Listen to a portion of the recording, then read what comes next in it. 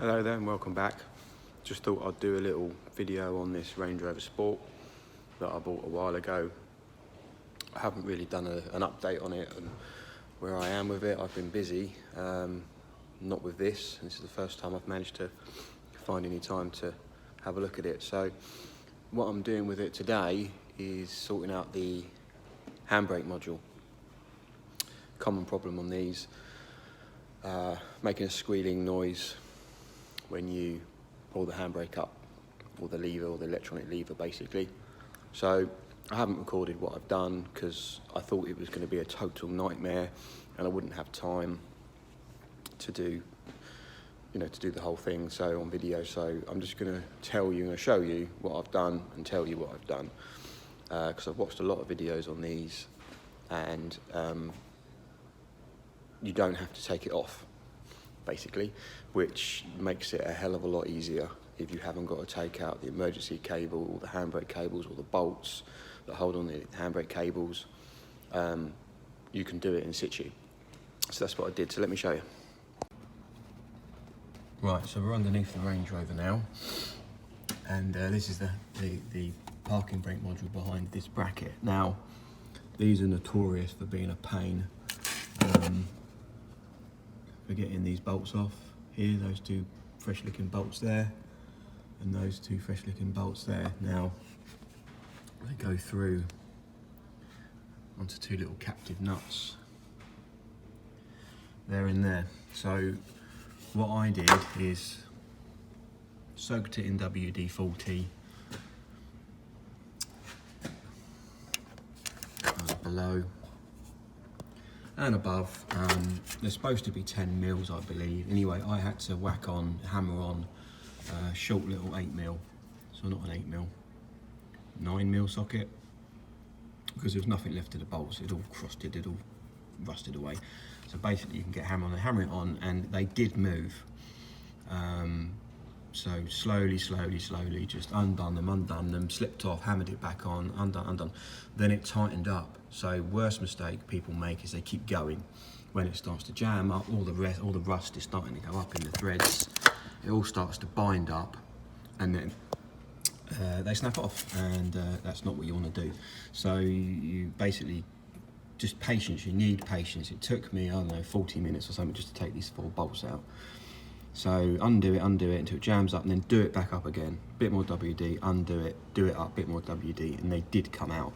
So I've just replaced them with some generic nuts and bolts. So take these two out. You have to take off, this is pretty basic stuff here, but there's 3 plastic clips which hold this wiring loom that pop up into the bottom of this bracket. You've got these 2 here and here, 3 if I can count. Which just holds this pipe on over the top, so you have to take those off. This is a modification that I've done because you've got the handbrake module which go through these rubber grommets at the bottom, which just push in, and then it comes with little like rubber mounts which bolt to, I think they bolt to the module.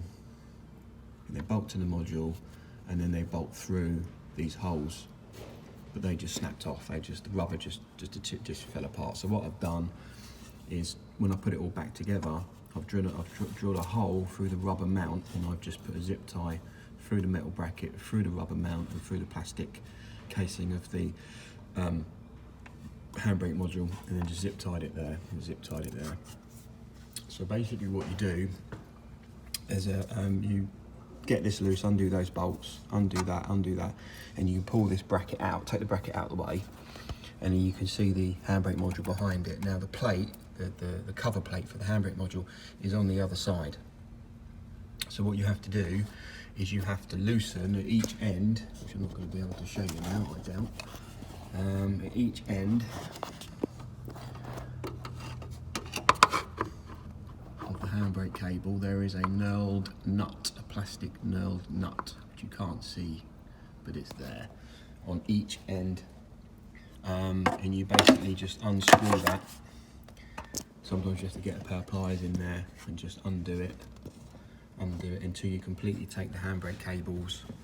They pull away from the actual module itself. So what that allows you to do then, after you've loosened off the handbrake cables, I had to take the wheels off, all the handbrake shoes, the discs off, the calipers, and the discs off to get to the shoes behind, disassemble the shoes to be able to take the handbrake cables off of the handbrake shoes. And that then allows you to then rotate this module in situ round, so you can get to the cover plate and you can undo all the Torx bolts off of the cover plate and basically prise off. You have to be a bit brutal with it, but I've done it without damaging it. Just slowly work your way along, jam a screwdriver in, a bit more, work it along, and the plate comes off, and you can get to the actual motor and the handbrake module from inside the car. So you don't have to undo all the handbrake cable brackets that all go throughout the car. The emergency handbrake release cable goes underneath all these tin shields, which isn't a big deal, but you don't have to take all that off. And you can repair it in situ. You can take the motor out in situ and repair it on the bench. So that's what I did. Now, what happened in this particular situation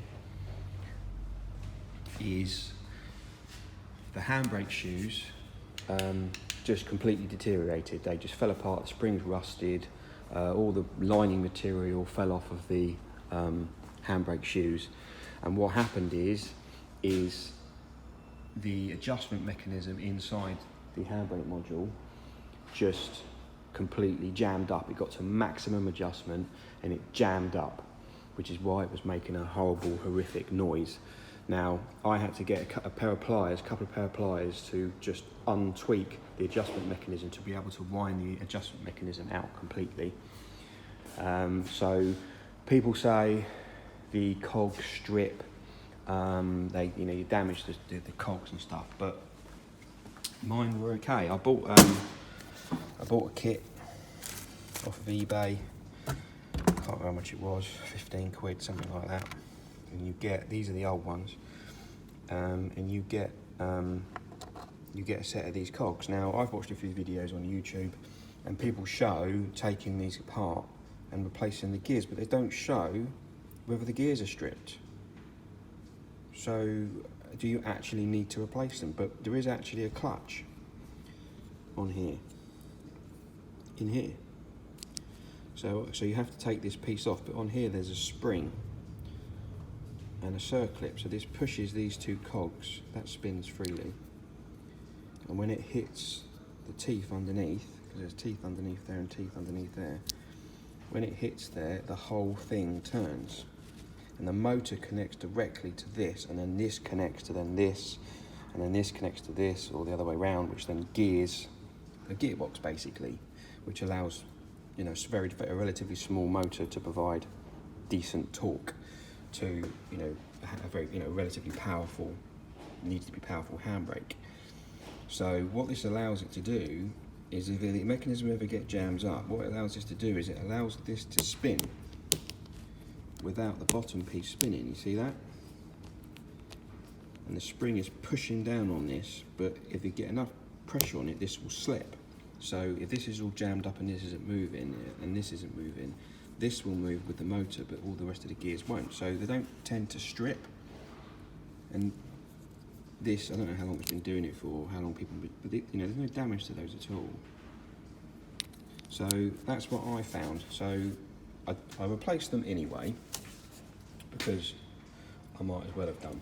So I replaced the gears anyway, put all the motor back in. I think it's